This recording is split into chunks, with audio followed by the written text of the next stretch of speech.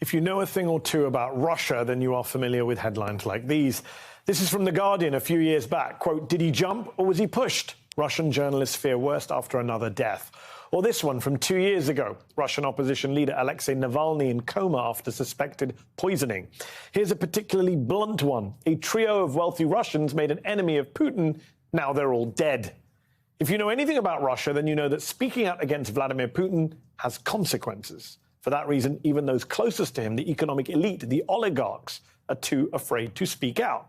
But now, with the illegal invasion of Ukraine and the epic economic sanctions imposed by the US and Europe on Russia, the tide may be turning.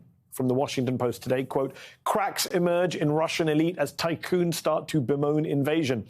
In the 2 months since Russia invaded Ukraine, the silence and even acquiescence of the Russian elite has started to fray. And some of the tycoons, especially those who made their fortunes before President Vladimir Putin came to power, have begun tentatively to speak.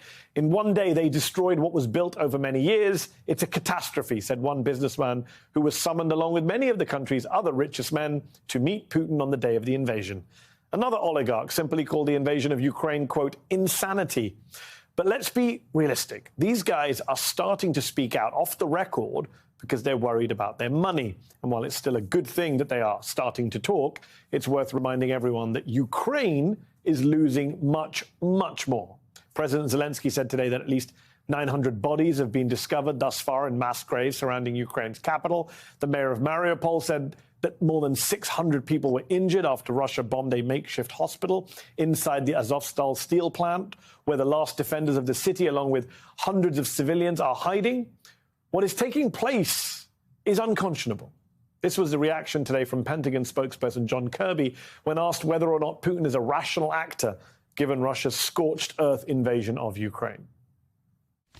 It's hard to look at what he's doing in Ukraine, what his forces are doing in Ukraine, and think that any ethical, moral individual could justify that. It's difficult to look at the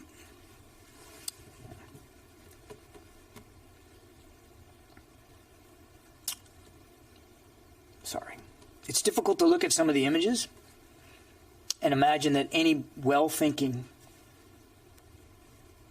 serious, mature leader would do that. Mr. Kirby went on to say, quote, I can't talk to his psychology, but I think we can all speak to his depravity. To counter that depravity, the US continues to ramp up aid. Today, nearly 20 flights of military aid arrived in Eastern Europe from the US to be immediately transferred to Ukraine. It comes as President Biden has asked Congress to approve a whopping $33 billion package to supply Ukraine with military, economic, and humanitarian aid for the next 5 months.